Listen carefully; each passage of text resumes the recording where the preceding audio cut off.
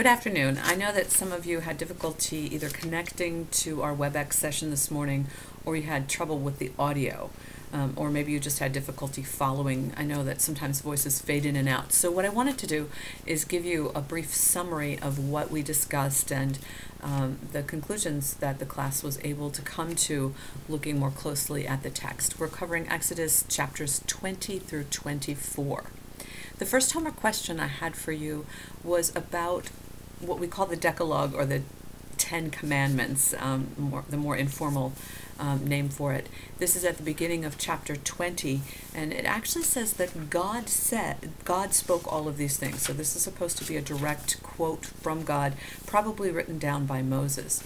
Some of you may have been surprised to see what we call the Ten Commandments actually written out as a sort of prose version, as opposed to a list. And one of the things that one of our classmates pointed out is that the list is maybe easier to remember, but God had certain emphasis that he wanted to make. So my question to you was, why was he very brief about certain things like do not kill, do not steal, and other things he went on and on at length. So we took a look at that, and we noticed that some things are just obvious. Do not kill means do not kill. But other things might require more explanation, like I'm God, there is no other God. I want to be your BFF. Don't pay attention to anyone else. So God went at greater length, perhaps because they were tempted. You have to understand that although the Israelites were walking across the desert, there were other people. We think of the desert as just vast emptiness, but there is some life, and there are some other people who are moving their herds through, maybe on their way to sell them in another town or something like that. So they were exposed to other people who had other beliefs. And God knew that this was going to be a temptation for them. The Israelites struggle with this for centuries. So he felt it necessary to make a big deal about it because he wanted to be very firm about it. And he also threatens them that if they don't make him their best friend, that he will punish them down to the third and fourth generation. So I asked, doesn't that seem extreme, like your grandchildren have to suffer for what you do? And the class's consensus was, yes, it is extreme, but he obviously wanted to make the point very strongly.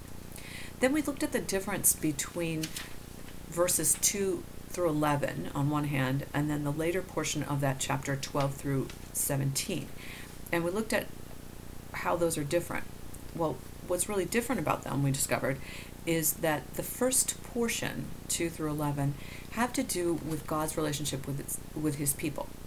And the later has to do with the people's relationship with each other. So we can see that kind of like, if you think of yourself as a small child, your parents had rules about how you interact with them. Like, don't sass me back, I bet you heard that one. Or, I want to be able to see you, you can't ever be out of my sight because I want nothing bad to happen to you. And then on the other hand, you might have rules like, you must share your toys with your younger sibling, or don't smack your little sister, something like that. So the rules operate on two different levels, and we're going to see that echoed in the New Testament in this idea of honor God and love your neighbor. So we can actually break down the Ten Commandments into just those two groups. And then moving on, that actually covers questions 1 and 2. We went on to the very end of chapter 20, which is verse 25,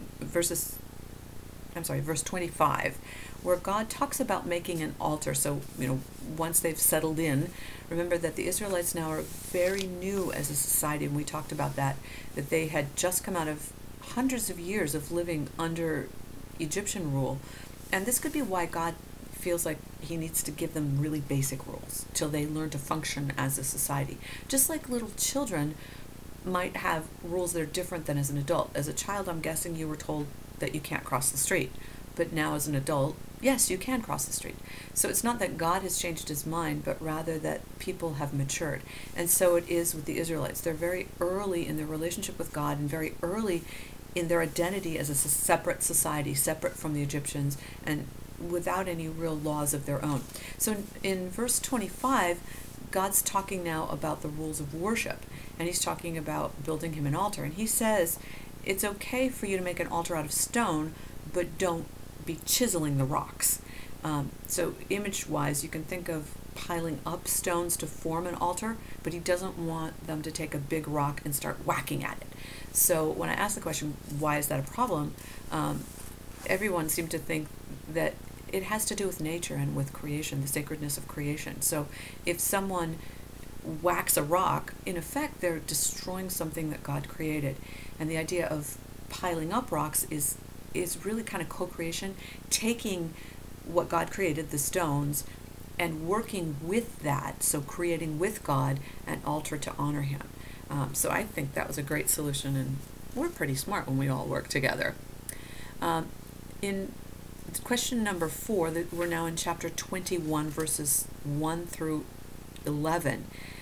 God goes on at some length about the rules for slaves. Implicit in that is the idea that he thinks slavery is okay. So I asked the class, what up? Is slavery an okay thing? And actually both classes came to the conclusion that at the time slavery was a cultural norm, and God knew that the society wasn't ready yet to do away with slavery. We talked at some length about the consequences.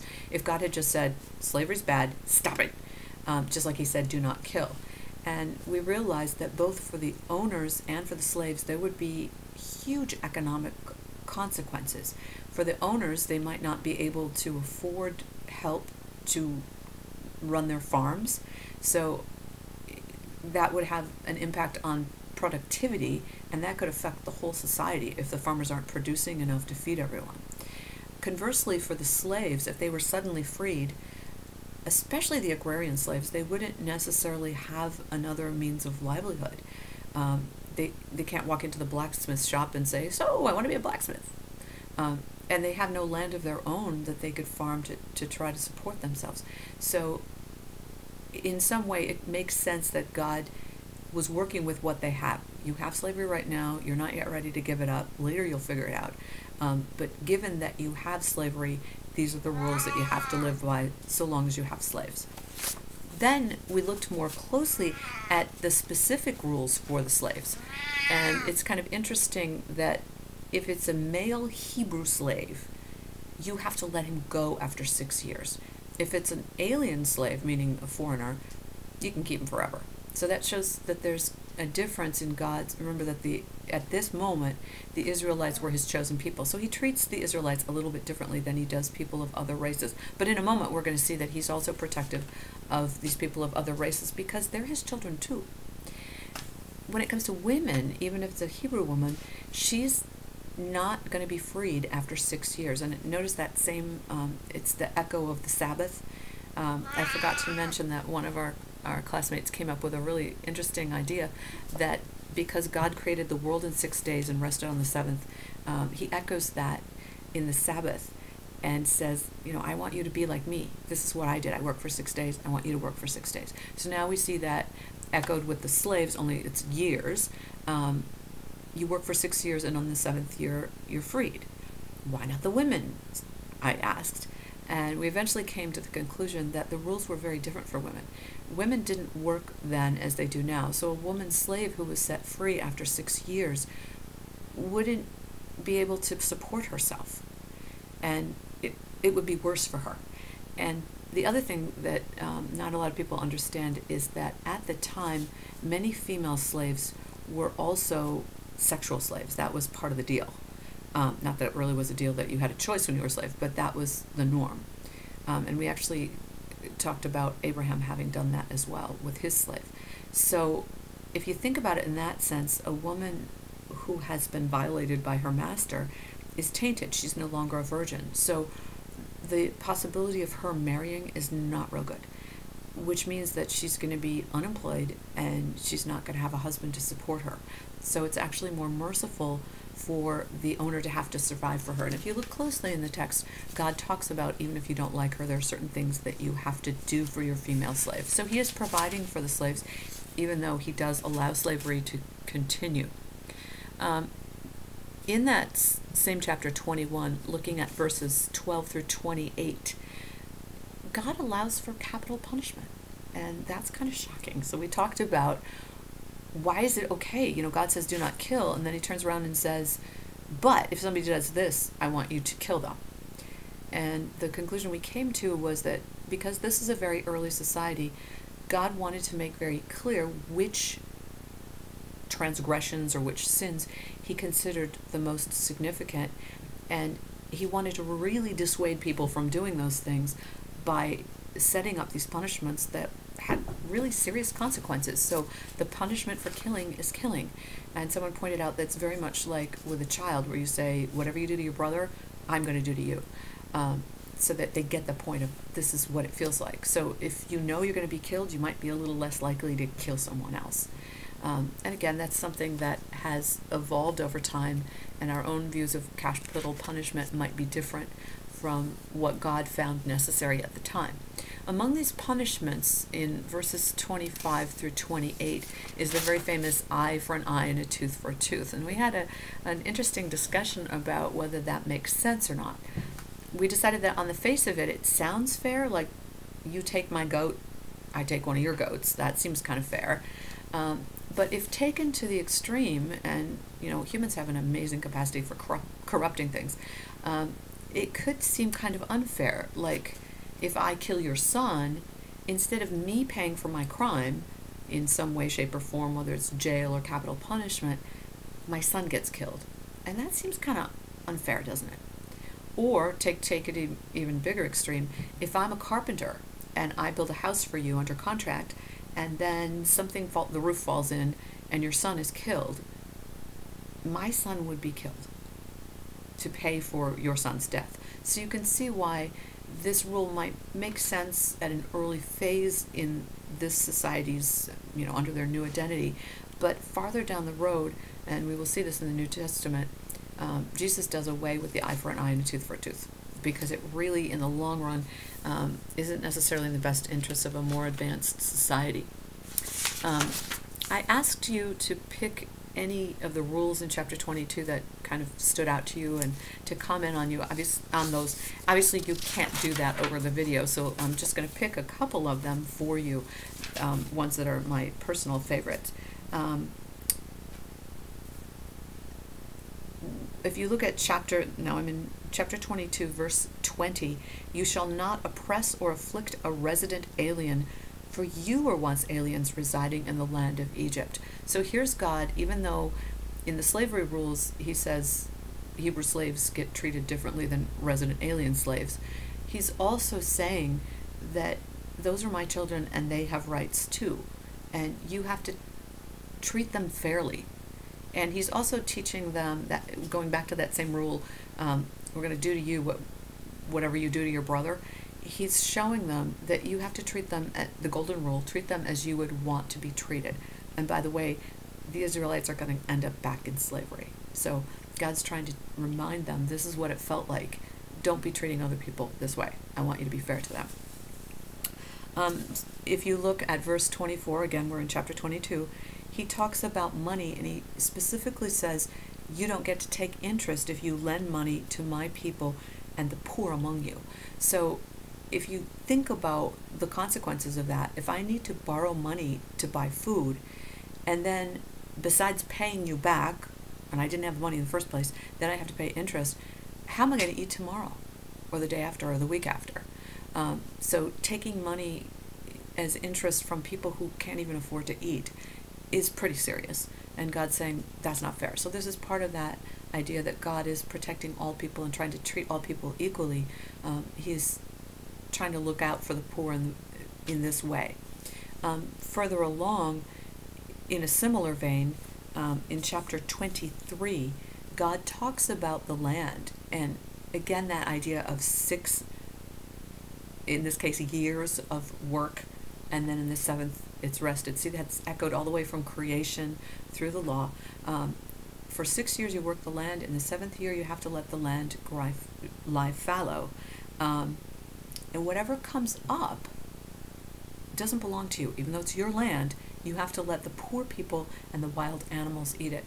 So again, God providing for the poor. I asked you in a related question that God also says earlier in chapter 23 that when you're involved in a court case or an issue of justice where there's a judge involved, that you shall not favor the poor. Kind of interesting, because he seems to be saying, I'm going to take care of the poor. So why then would he say, in a court case, you shouldn't favor the poor? And the consensus we came to was that justice is justice. God expects the poor to behave themselves. And he also doesn't expect that, let's say in a case where money has to be paid out, that a poor person would get a higher judgment than a rich person. He's a just God, so he treats everyone equally, and he expects everyone to obey the law equally. And someone made the very beautiful point that when that 7th year comes along and you have to let the land rest, and whatever comes up is really what God produced. And so that's God's food, and God is giving his food to the poor and to the wild animals. So we see God providing for the poor, but also holding them to the same standards, that they too must obey the law.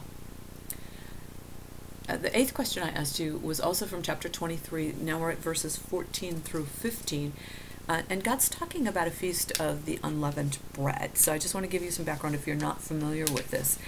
We did not read this part of Exodus, but just before the people were set free, the 10th plague involved the deaths of all of the firstborn, both of human and of animals, except for the Israelites. So all of the Egyptian families lost their oldest sons. It was always the oldest male child. And among their livestock, the oldest male animal in each herd was also killed. That night, because God knew that the Israelites were going to be fleeing from the town, he had them make bread, but without yeast. When you use yeast, you have to let the bread rise, you punch it down, you let it rise a second time, and that literally takes hours. And he knew that they were going to be leaving real quick. So he said to them, make your bread, but don't put the leaven in it. So interestingly, whenever they celebrate being freed from slavery in Egypt, that's called the Feast of the Unleavened Bread. So my question was, why is it that in Genesis, God uses bread as a punishment? Remember we talked about, he's said to Adam, your punishment is that you have to eat bread. You no longer get to just pick fruit and just eat it. It's not just handed to you. You have to work for it. And it's going to be a long, arduous labor. So bread was a punishment, and now the unleavened bread becomes a symbol of freedom. So we talked about that symbology, and we decided that it's kind of like a parent where, let's say that you were grounded and you weren't allowed to watch television. And then later, when the punishment is lifted, your dad says, hey, there's a special movie on tonight. Do you want to watch it? So God is giving back to them the punishment, and he's actually turning the punishment into a way of rejoicing. In another portion of Exodus that we didn't read, later on, the Israelites are very deeply into the desert. They've been wandering for a long time, and although they took livestock with them into the desert, the livestock either died or they ate them all. I don't really know what happened. There could have been a drought because we are in the desert. So all their livestock are gone. They're very hungry.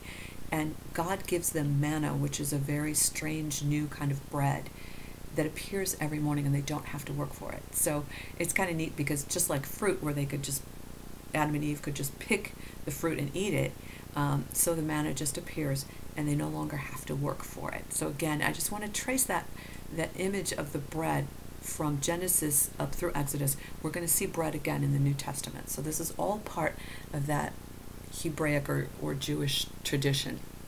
Then moving on to chapter 24, we have this very long law. So it's not just the 10 Commandments, but this very long law that includes punishments as well as all the prohibitions, all these things you can't do. And I emphasize again that this is a contract. God doesn't say, do this. He says, if you do this, I will be your God. I will take care of you.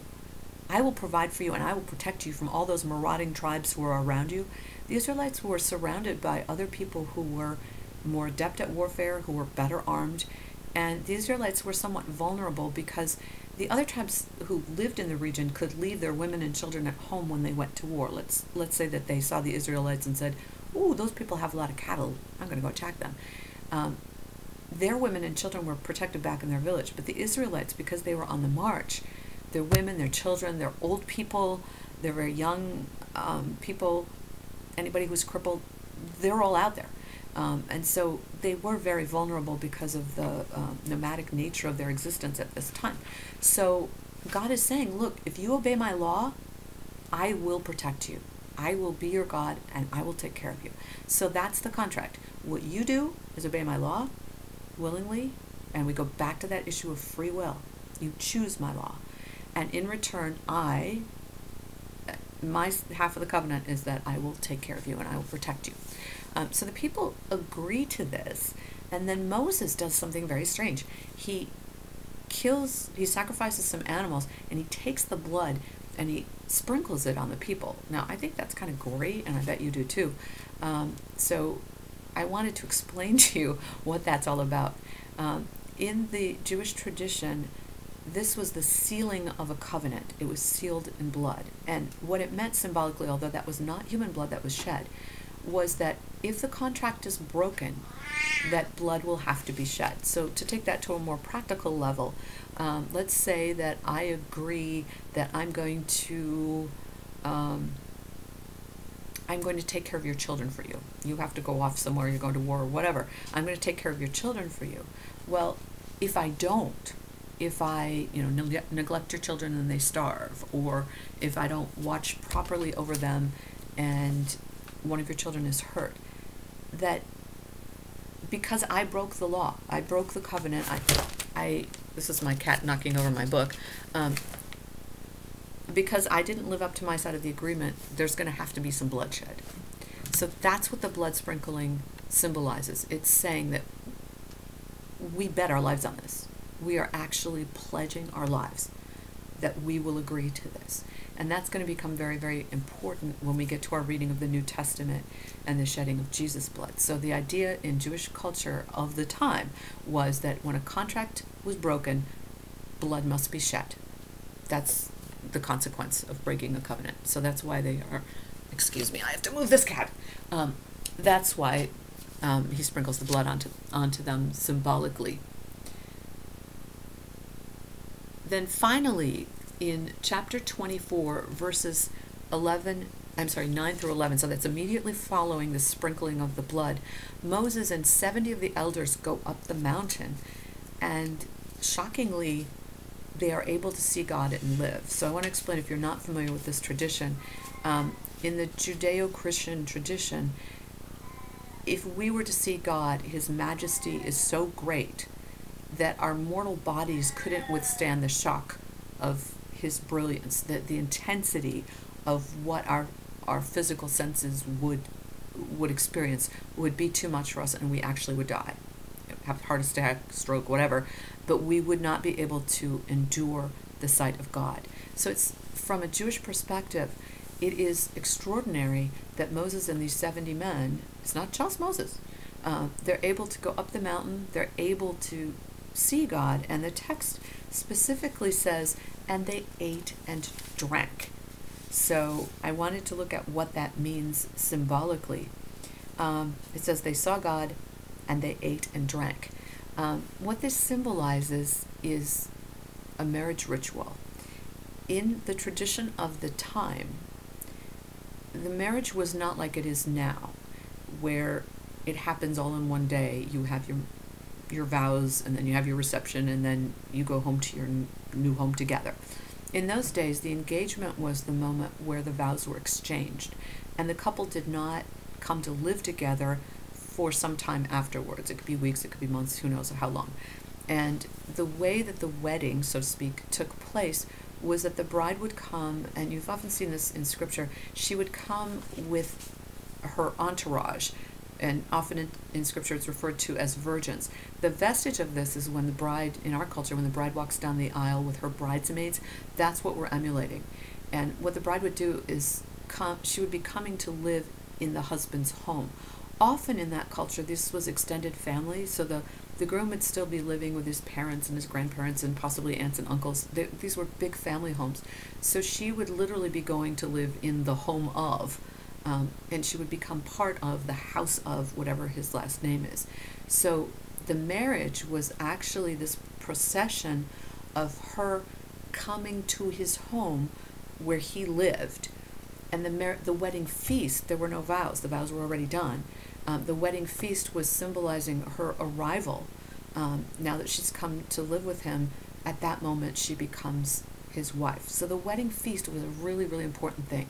This remains in our culture, but we kind of compress it. So we have the vows at whatever place they take place, whether it's a church, a synagogue, a temple, or even if there's civil vows, the vows take place, and then, surprisingly, we have a reception.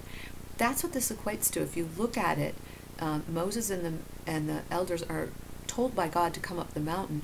They are, I know the gender is a little weird, but Moses is symbolizing the Israeli people. Moses and the elders are representing the Israeli people. And in the Jewish tradition, God's covenant was a marriage contract. And consistently throughout what we call the Old Testament, or the Jewish people call the Torah, God refers to Israel as his bride. Or sometimes he talks about Zion as his treasured bride. So although the gender is weird, Moses and the elders are representing the bride, and by coming up the mountain, symbolically God lived at the top of the mountain. That's where Moses got the 10 Commandments. So they're coming to the home of the groom, symbolizing that wedding moment. And that's why they eat and drink. This is the marriage feast. So that's how the covenant is ratified and solidified and made real between God and his people. So I hope that helps you to understand Exodus a little bit better, and that concludes our look at the Hebraic tradition. I hope that the weather will cooperate, as we say in Michigan, and I will see you all on Wednesday. Thanks. Bye-bye.